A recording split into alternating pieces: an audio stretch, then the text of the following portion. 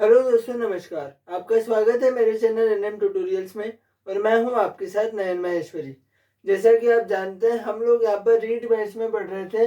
हमारा topic factorisation यानी कि गुणनखंड। तो हम लोगों ने पिछले वीडियो में देखे थे गुणनखंड निकालने के कुछ तरीके। इस वीडियो में हम लोग कुछ और तरीके देखने वाले हैं, मतलब जो हम लोगों ने लास्ट टॉपिक पढ़ा था सर्व समीकरणों से, ठीक है, आइडेंटिटी से।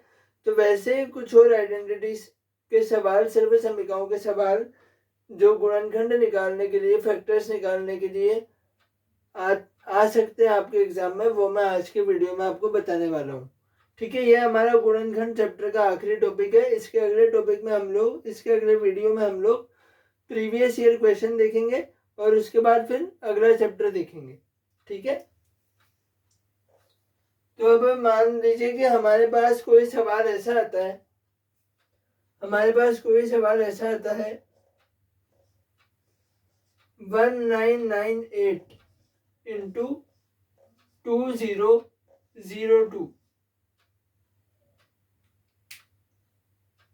यहाँ पर हमारे पास सवाल आया है 1998 इंटू 2002 और इसका हमें क्या निकालना है, इसका हमें गुणनखंड निकालना है। ठीक है, गुणनखंड निकालना नहीं, इसका मान निकालना है। ठीक है, एक हमारे पास ये भी आता है सवाल, इसका मान ज्ञात करें।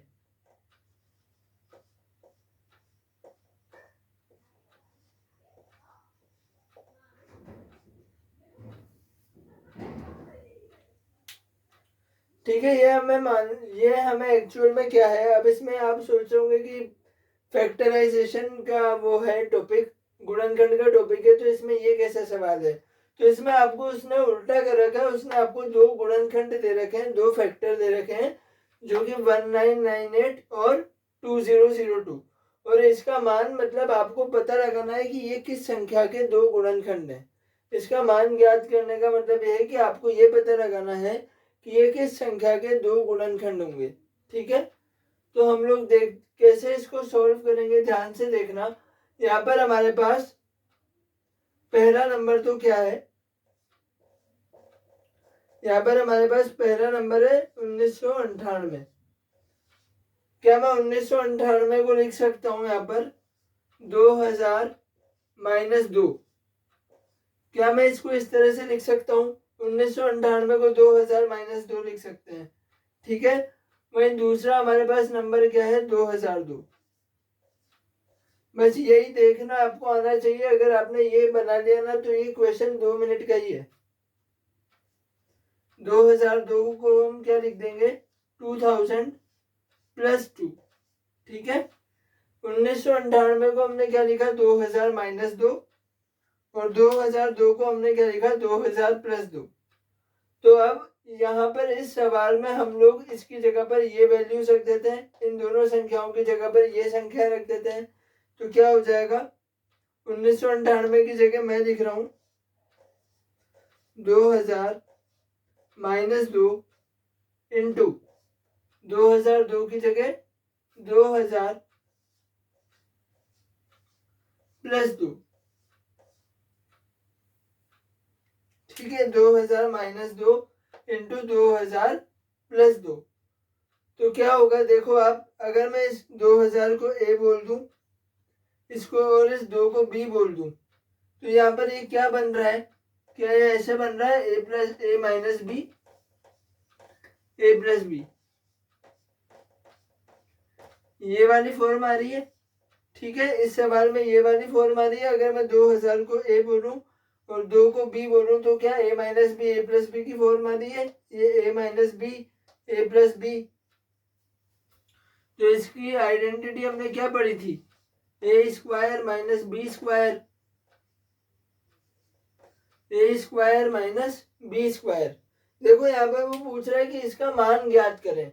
इसका मान ज्ञात करने का मतलब यही है कि ये जो दो संख्याएं हमें दे रखी हैं, ये दो संख्याएं किसका गुणनखंड है, ये दो संख्याएं किस नंबर का गुणनखंड है, किस नंबर का फैक्टर है, वो हमें बताना है।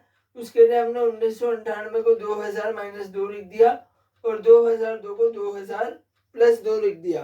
हमेशा इनके बीच के नंबर आपको देखना पड़ेगा। ऐसे सवाल आएंगे जब इनके बीच का नंबर देख लेना कौन सा बन रहा है।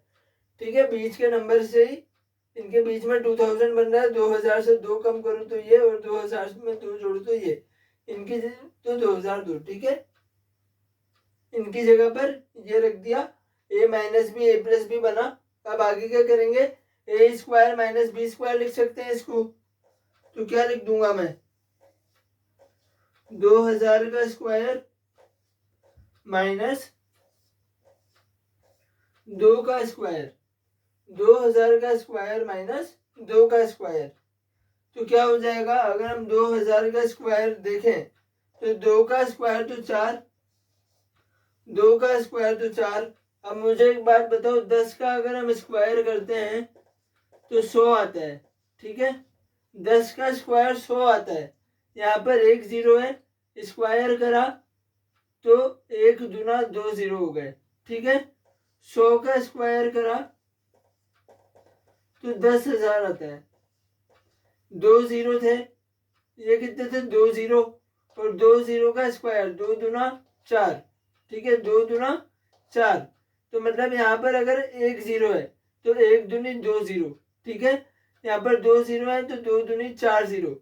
अब यहाँ पर 3 जीरो है तो 3, यहाँ पर ये कितने जीरो है, 3, तो 3 दूनी 6 जीरो लगेंगे। ठीक है, 3 दूनी 6 जीरो लगेंगे, तो 4 के बाद 6 जीरो, 1 2 3 4 5 6, ये 40 लाख हो गए, और माइनस 4।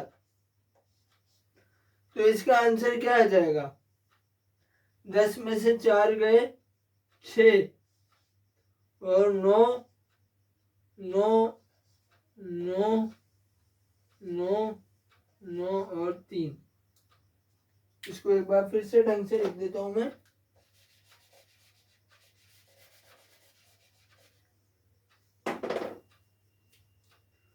कितना हो जाएगा ये, 3 9 9,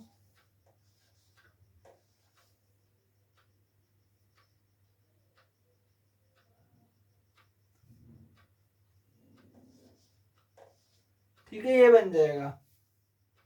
हो गए ना 7 डिजिट, हाँ हो गई। तो हमारा आंसर क्या आ जाएगा, 3,999,996। क्या यही आंसर आ रहा है, एक बार मैं देख लेता हूँ। बिल्कुल यही आंसर हमारा आ रहा है। तो जब भी आपको इस तरह का कोई सवाल दिखे, जैसे 1998 और 2002, तो अगर हम इसकी अगर यहाँ पर गिनती देखें तो देखो क्या आता है, 1998, 1999, 2000, 2001 और 2002। ठीक है, आप पहले ऐसे, ये नंबर पास पास के होंगे, ज्यादा दूर के नंबर देगा नहीं वो कभी भी।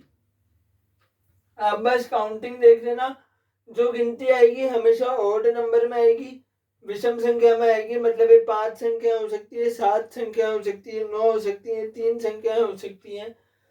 तो और फिर इसमें जो बीच वाला नंबर है, बीच वाला नंबर क्या है अपने पास, 2000, जिससे ये दोनों नंबर बराबर दूरी पर है, ये भी 2 कम है और ये 2 ज्यादा है।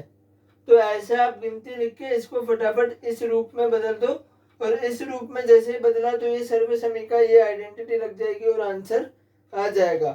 बस इस रूप में बदलने तक की बात है। उसके बाद तो 2 मिनट का सवाल है, बस आइडेंटिटी लगानी है और कुछ भी नहीं करना है। ठीक है, एक तो इस तरह के सवाल आपको फैक्टराइजेशन यानी कि गुणनखंड के इस चैप्टर में देखने को मिलते हैं। अब इसमें उसने ये नहीं लिख रखा कि आप गुणनखंड निकालो, उसने बोला है बस इनके गुणा का मान। ये दोनों संख्याएं किसी संख्या का गुणनखंड हो सकती है, किसी नंबर का फैक्टर हो सकती है, हो सकता है इसका फैक्टर हो। ठीक है, तो हमें ये बताना होगा इसको कि ये जो 2 गुणनखंड दे रखे हैं ये किस संख्या के हैं। अब डायरेक्ट गुणा ना करने के, डायरेक्ट गुणा करोगे तो हो तो जाएगा पर बहुत लंबा पड़ेगा। उसके बजाय आप इस तरह से बदल के यहाँ पर आइडेंटिटी लगा सकते हो। ठीक है,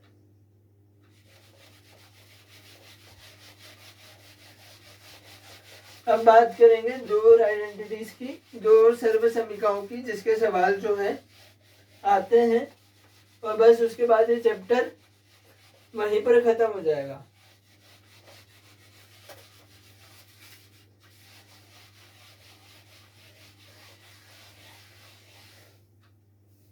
तो दो आइडेंटिटीज मैं आपको लिखा देता हूं यहाँ पर। पहली आइडेंटिटी आप देखना, पहली आइडेंटिटी कौन सी है वो आप देखिएगा एक बार। क्यूब वाली है ना शायद, हाँ क्यूब वाली है। हम लोगों ने अभी तक स्क्वायर वाली पढ़ी थी, अब हम कौन सी पढ़ने वाले हैं? अब हम क्यूब वाली पढ़ने वाले हैं। तो चलिए देखते हैं कि कौन कौन सी आइडेंटिटीज इसमें है यहाँ पर।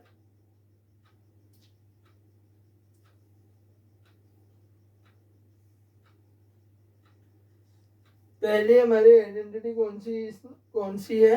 X cube plus y cube है ना। हाँ, पहली आइडेंटिटी है x cube plus y cube की, और यह आइडेंटिटी हमारे पास है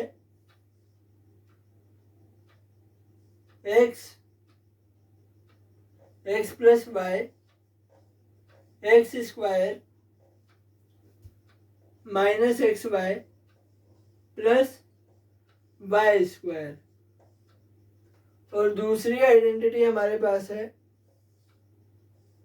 x cube minus y cube की। ये क्या है? X minus y x square plus x y plus y square. ये हमारे पास यहाँ पर क्या दो आइडेंटिटीज हैं, दो सर्व समीकरणाएं और दे रखी हैं। इन्हें अब आप और जोड़ लेना उनमें आइडेंटिटीज में, ठीक है। अगर उस पेज पर आपने जगह ना छोड़ी हो तो आगे लिख लेना। दो और आइडेंटिटीज हैं नोट लगा के। तो ये हमारी दो आइडेंटिटीज है। अभी तक हमने जो सर्व समीकरणाएं देखी थी वो सभी वर्ग वाली थी, स्क्वायर वाली थी। ये हमारी क्यूब वाली है, ठीक है। अब इनके हम सवाल देखेंगे। आप पहले इसको नोट कर लीजिए 2 मिनट।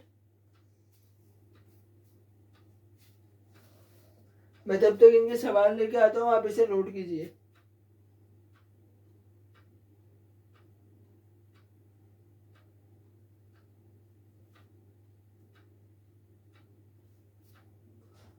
तो आई होप आपने कर लिया होगा। अब इनके सवाल हम लोग देख लेते हैं। दोनों सर्व समीकरणों से रिलेटेड, दोनों आइडेंटिटी से रिलेटेड एक एक सवाल हम लोग देख लेते हैं यहाँ पर।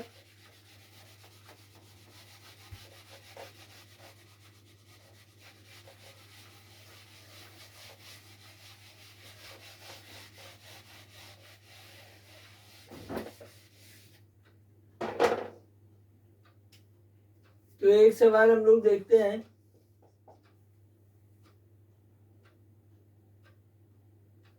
सत्ताईस एक्स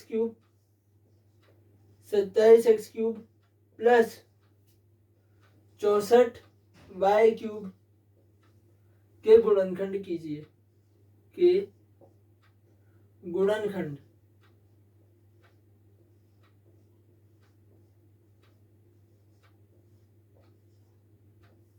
करें, के गुणनखंड करें, ठीक है। हम लोगों को किसके करना है? 27 x cube plus 64 y cube. हमें ये एक्सप्रेशन उसने दे रखी है, ये व्यंजक उसने दे रखा है। तो अगर हम देखें तो यहाँ पर देखो क्यूब की बात हो रही है, ठीक है। साफ साफ दिख रहा है यहाँ पर क्यूब की बात हो रही है।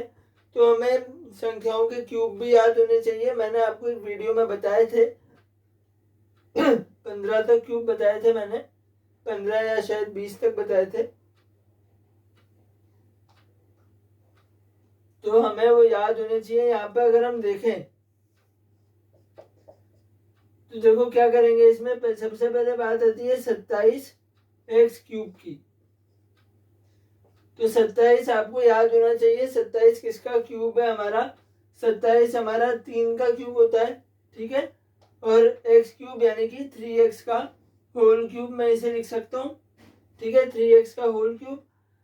अब बात करें अगर 64 वाई क्यूब की, बात करें 64 वाई क्यूब की, तो 64 वाई क्यूब किसका होगा? 64 किसका होता है? हमारा 4 का क्यूब होता है, ठीक है। 64 किसका? 4 का क्यूब होता है। और 4y का होल क्यूब हो जाएगा। ये क्यूब हमें 15 तक तो याद होने चाहिए, तभी जाकर आप सवाल कर पाएंगे। तो अब ये सवाल 27x क्यूब तो हमारा क्या हो गया 3x का होल क्यूब, और 64y क्यूब हो गया 4y का होल क्यूब। तो इसकी जगह हम ये लिख देते हैं 3x का होल क्यूब प्लस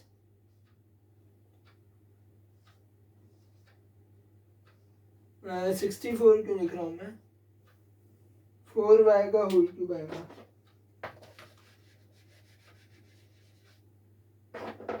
3x का होल क्यूब प्लस 4y का होल क्यूब। तो अब इसको उसी सर्व समीकरण से, उसी आइडेंटिटी से हम लोग सॉल्व कर लेते हैं। क्या थी identity, x cube plus y cube equal to x plus Y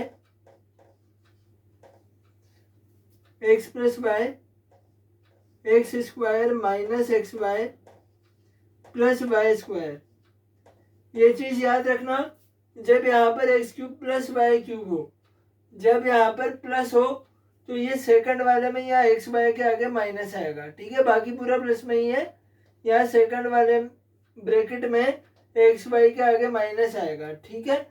और जब x cube minus y cube होगा तब यहाँ पर प्लस आएगा। बस ये इतनी सी चीज आपको इस आइडेंटिटी में, सर्व समीकरण में याद रखनी है, बाकी दोनों सेम ही है। अभी सेकंड वाली का भी हम क्वेश्चन करेंगे एक। तो अब ये वाली जो आइडेंटिटी है, ये वाली जो सर्व समीकरण है, इसे हम इसमें अप्लाई करते हैं। तो 3x का होल क्यूब प्लस 4y का होल क्यूब, तो क्या लिखेंगे हम लोग यहाँ पर x प्लस वाई, यानी कि 3x plus 4y, 3x plus 4y और x square minus x y plus y square, x square यानी कि 3x का होल स्क्वायर, तो 3x का whole square minus x y यानी कि 3x into 4y, 3x into 4y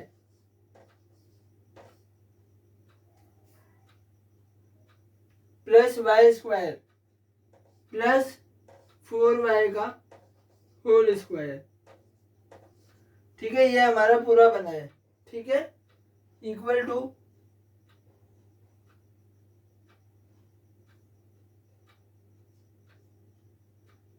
अब इसके इक्वल में क्या है वो मैं यहाँ पे लिख रहा हूँ 3x प्लस 4y आ गया। एक तो हमारा, इसे तो इसी तरह से रहने देते हैं, एक गुणनखंड तो हमारा यही हो गया, ठीक है। इसको नहीं छेड़ना, अब बस अंदर सोल्व करना है। तो अंदर क्या हो जाएगा 3x का स्क्वायर, 3 का स्क्वायर 9 यानी कि 9x स्क्वायर,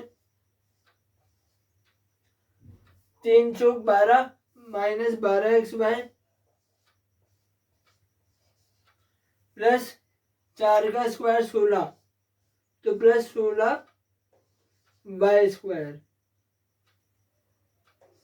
ठीक है। तो ये हमारे क्या हो जाएंगे, ये हमारे इसके दो गुणनखंड हो गए। एक तो ये हो गया 3x प्लस 4y, एक ये हो गया 9x square minus 12x y plus 16y square. अब आप देख सकते हो यहाँ पर ये हमारे पास कौन सा समीकरण बना, ये हमारे पास कौन सा, सॉरी एक्सप्रेशन कौन सा बना, ये हमारे पास एक द्विघातीय समीकरण है, यहाँ पे क्वाड्रेटिक बन रहा है। इसको भी सॉल्व करेंगे अभी। क्यों सॉल्व करेंगे, क्योंकि यहाँ पर देखो आप घातें 3 है और 3 घात का मतलब हमें 3 गुणनखंड निकालना है, अभी 2 ही निकले हैं, अभी वैसे एक ही निकला है, 2 हमें इससे मिलेंगे, ठीक है। तो पहले आप इतना उतार लो, पहले आप इतना उतार लो, फिर इसको सॉल्व करते हैं।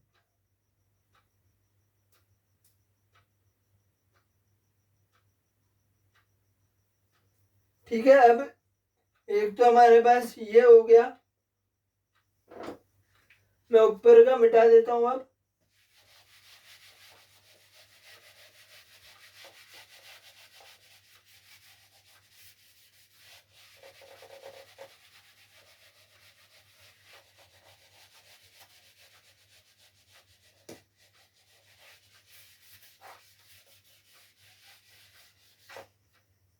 इस लाइन को एक बार मैं ऊपर और लिख देता हूँ।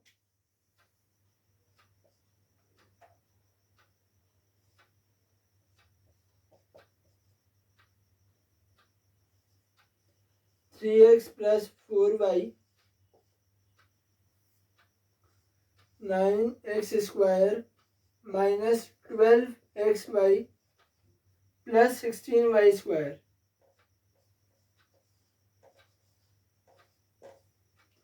ठीक है, अब हमें क्या करना है,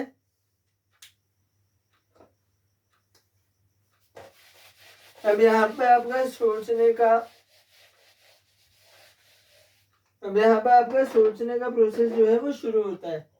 हमें इसको खोलना है। कैसे इसको हम लोग खोलेंगे, पहले आप ये देखो, ये हमारे पास क्वाड्रेटिक बन रही है। तो आप एक चीज देखो यहाँ पर,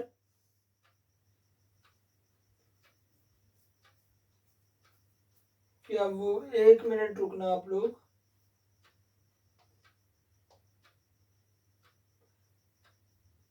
यहाँ पे बीच में 12 ही आ रहा है। हाँ ठीक है, एक्सपायर करेंगे तो 12 ही आएगा।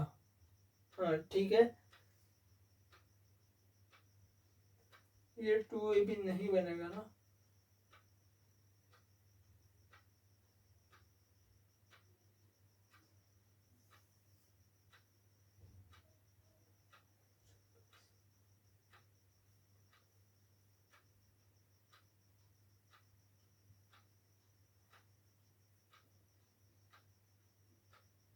ये 2a भी बन सकता है क्या?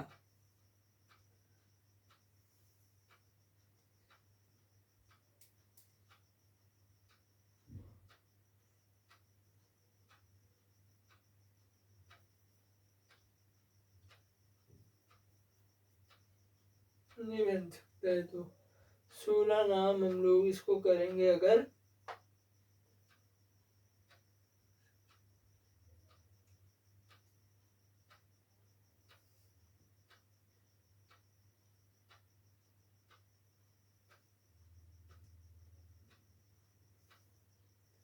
एक सौ 9x² माइनस 12xy प्लस 60। बस इसको खोलने में बहुत दिमाग लगाना पड़ेगा हमें यहाँ पर। तो 12, इसको किस तरह से खोला जाए। 144 के और क्या फैक्टर हो सकते हैं 12 के बाद, अगर हम देखें तो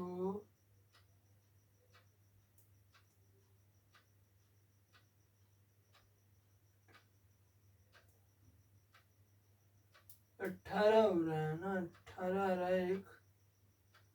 ठीक है, हो गया हो गया हो गया हो गया।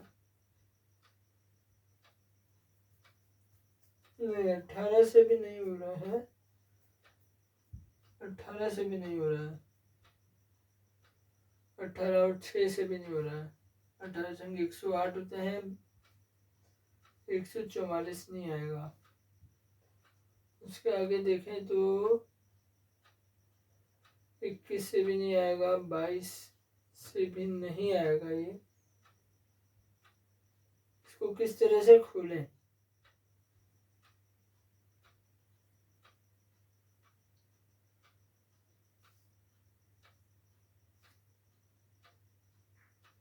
ये खुलेगा भी क्या? इसमें तो b² माइनस 4 ऐसे भी नेगेटिव आ रहा है। मुझसे गलती तो नहीं हो गई?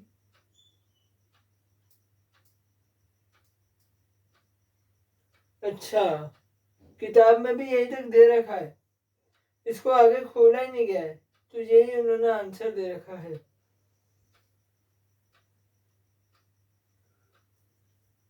पर 2 गुणनखंड इससे भी मिलने चाहिए। किताब में उन्होंने यहीं पे जो है उत्तर दे रखा है, या तो ये खुलेगा नहीं या फिर, क्योंकि खुल तो रहा ही नहीं है ये। किताब में भी उन्होंने यहीं पे छोड़ा हुआ है, मैंने अभी अभी देखा। तो हम एक काम करते हैं, इसे भी यही छोड़ते हैं। अगर ये ओपन होता है तो मैं आपको एक शॉर्ट वीडियो में इसको आगे ओपन करके और दिखा दूंगा, क्योंकि ये आगे ओपन हो नहीं रहा है। ठीक है, कोई भी चांस नहीं मिल रहा है इसको ओपन करने का। भाई अगर हम 16 को 9 से करें, अगर हम यहाँ पर 16 को 9 से करें तो 144 बन रहा है। ठीक है, लेकिन अगर 12 को देखें, अगर हम इस 12 को इस तरह से खोलने की कोशिश करें, हम कैसे खोलते हैं कि बीच में हमें प्लस माइनस मिले। बीच वाली जो संख्या है हमारी ये 12xy, ये इस तरह से खुलनी चाहिए, मतलब दो ऐसी संख्याओं में टूटे जिनको प्लस माइनस करने पे 12 है। तो एक हमारे पास जैसे आ रहा है, अगर 18 और 6 में मैं इसको तोड़ रहा हूँ, लेकिन अगर मैं 18 और 6 में तोड़ता हूँ, इसे अगर मैं 18 और 6 में तोड़ता हूँ तो 18 में से 6 मुझे 12 मिल रहे हैं। लेकिन एक शर्त ये भी होती है कि जिन दो संख्याओं में ये टूटेगा, उन दोनों संख्याओं को गुणा करने पे इन दोनों का प्रोडक्ट आना चाहिए। ठीक है, मैंने आपको बताया था जिन दो संख्याओं में ये नंबर टूटेगा, उन दोनों संख्याओं को गुणा करने पर ये 9 और 16 का गुणनफल आना चाहिए इन दोनों को गुणा करने पर यहाँ पर 18 इंटू 6 कितना आ रहा है? 18 इंटू 6 आ रहा है 108। ठीक है, 108। अगर मैं करूं 18 इंटू 8 तब आ रहा है 144। अगर मैं 18 इंटू 8 कर रहा हूं तो 144 आ रहा है, लेकिन 18 माइनस 8 10 बन रहे हैं। ठीक है, आंसर बिल्कुल सही है, यहाँ पर 12 ही आएगा। ठीक है, यहाँ पर 10 नहीं आएगा, कोई गलती नहीं हुई है, क्योंकि ये 3x प्लस 4y बना है, 3 चौक 12 ही बन रहा है यहाँ पर। तो क्योंकि ये टूट नहीं रहा है तो इसे हम भी यहीं पे छोड़ देते हैं, किताब में भी यहीं पे खत्म हो रहा है। ठीक है, तो ये इसका आंसर है। अगर ये किसी से ब्रेक होता है तो इसको ब्रेक करके और आप इससे दो गुणनखंड और बना लेना। और अगर किसी को इसे ब्रेक करने का तरीका मिल जाए तो प्लीज कमेंट सेक्शन में आप लोग कमेंट करके बता सकते हैं कि सर ये ऐसे टूटेगा। ठीक है,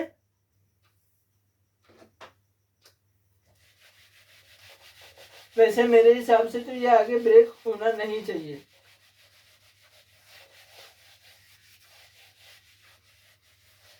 तो फिलहाल हम इस क्वेश्चन को जो है यहीं तो छोड़ते हैं। ठीक है, और बात करते हैं हमारी जो सेकंड आइडेंटिटी मैंने लिखी थी, अब उसका सवाल मैं ले लेता हूँ। बुक में भी यहीं पर खत्म हो रहा है। ठीक है, और आप चाहो, अगर आपको मेरी बात पे यकीन ना आ रहा हो तो मैं आपको बता दूं कि लक्ष्य कंपनी की रीट की बुक से मैं पढ़ा रहा हूँ, उसका सवाल है ये। अगर किसी के पास हो तो ये सवाल उस बुक में देख सकता है। अगर आपको ये डाउट हो रहा हो कि सर को नहीं आ रहा है और वो आधा छोड़ रहे हैं, तो मैं बता दूं आपको कि लक्ष्य कंपनी की जो बुक आती है, मैं आपको बुक की फोटो भी दिखा देता हूँ यहाँ पर। ये जो है लक्ष्य कंपनी की बुक है, इसके अंदर ये सवाल मैंने इसमें से लिया है और इसके अंदर ये सवाल यहीं पर उसने खत्म कर रखा है। ठीक है, तो अब हम इसका दूसरा सवाल देख लेते हैं, यहीं पे इसको छोड़ते हैं।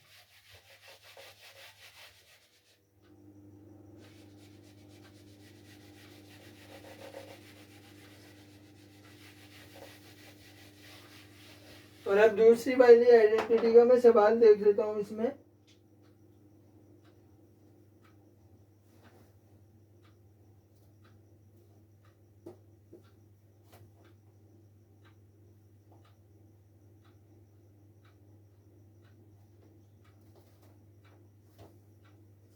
ठीक है, दूसरा है हमारे पास 64 माइनस 343, 64 माइनस 343 जेड क्यूब। ठीक है, 64 माइनस 343 जेड क्यूब। अब अगर हम देखें तो 64, तो इसमें देखो आप इसको सॉल्व करते हैं। इसके भी गुणनखंड करने हैं। ठीक है, इसके भी फैक्टर करने हैं। तो अगर हम देखें तो 64, अगर हम देखें तो 64 किसका क्यूब होता है हमारा? 64 होता है 4 का क्यूब। ठीक है, और 343 जेड क्यूब है हमारे पास।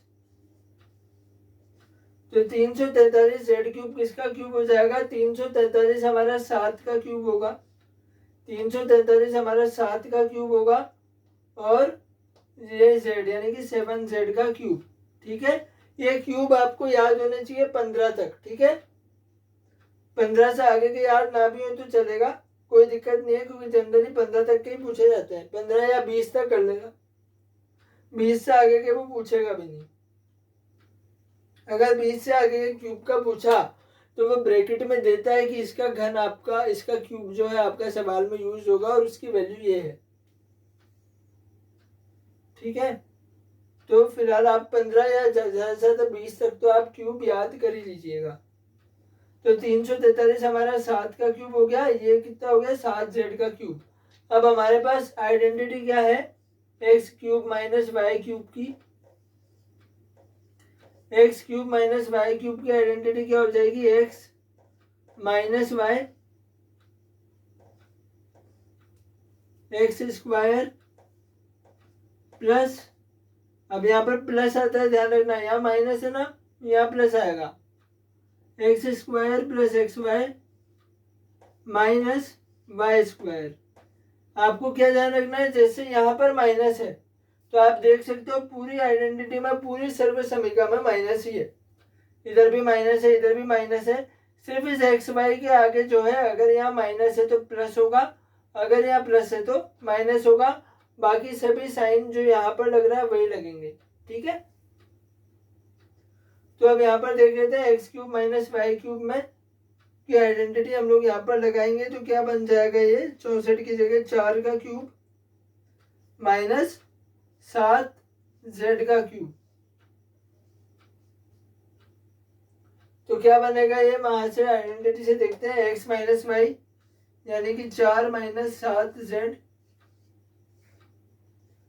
और एक्स स्क्वायर यानी कि x क्या हो गया हमारा यहाँ पे 4, तो 4 का स्क्वायर कितना हो गया 16 प्लस एक्स वाई यानी कि 4 इंटू 7z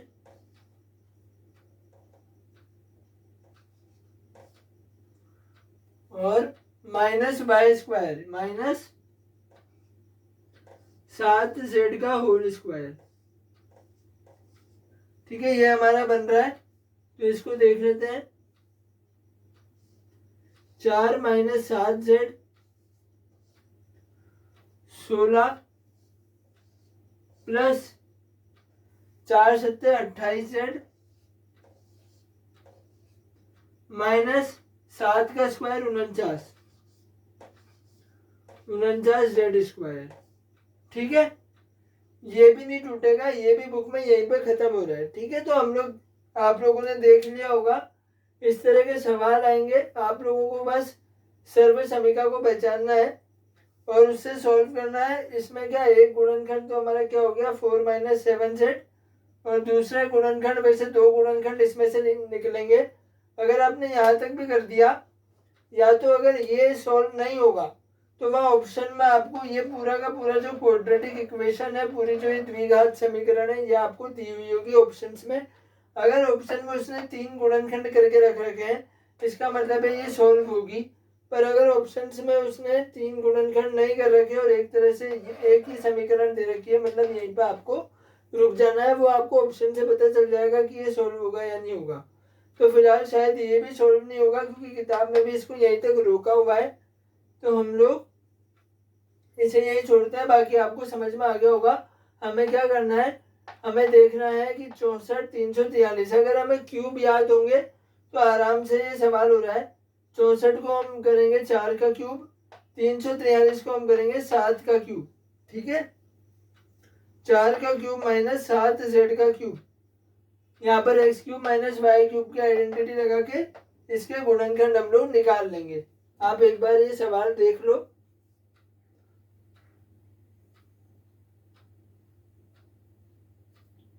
ठीक है, अगर ये समीकरण आपसे सोल्व हो जाती है तो कमेंट में प्लीज इसका आंसर जरूर लिखिएगा और बताइएगा कि सर ये ऐसे सोल्व होगी।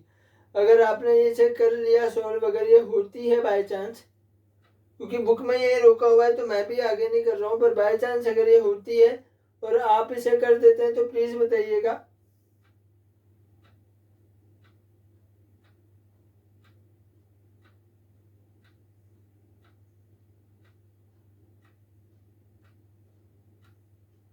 ठीक है, तो अभी आज के लिए वीडियो में अब इतना ही। जो गुणनखंड का चैप्टर है वो हमारा यही समाप्त होता है। अगले वीडियो में मिलते हैं इसके प्रीवियस ईयर क्वेश्चन के साथ, पिछले सालों के सवालों के साथ और हम लोग इस तरह के सवाल भी मैं ढूंढूंगा पिछले सालों के पेपर में अगर पूछे गए हों, ताकि ये जो टॉपिक है वो आपको ढंग से मैं क्लियर कर सकूं। हो सकता है आपको आज लगा हो कि सर को नहीं आ रहा है, पर ऐसा नहीं है। आप लक्ष्य कंपनी की बुक देख सकते हैं। मैं एक बार और आपको बुक दिखा देता हूँ। इस किताब में ये सवाल आपको मिलेगा और ये सवाल यहीं पर रोका हुआ है। जिसके पास ये किताब हो, ये वाली, जिसके पास ये किताब हो वो देख सकते हैं। इस किताब में ये सवाल यहीं रुका हुआ है, क्योंकि शायद ये सॉल्व नहीं होगा आगे। तो ऐसा नहीं है कि सर को नहीं आ रहा है, वो बिल्कुल मत सोचिएगा, ठीक है। अगर मुझे नहीं आ रहा होता सवाल तो मैं वीडियो में बताता ही नहीं, क्योंकि इससे ऑब्वियसली मेरी इमेज पे फ़र्क पड़ता है। लेकिन ये लिटरली यहीं पर रोका हुआ है। जिसके पास ये बुक है वो चेक भी कर सकता है, ठीक है। तो अभी आज हम वीडियो में इतना ही रखते हैं। ये चैप्टर जो है यहीं पर ख़त्म होता है और अगले वीडियो में हम मिलते हैं इसके प्रीवियस ईयर क्वेश्चंस के साथ। तब तक के लिए नमस्कार।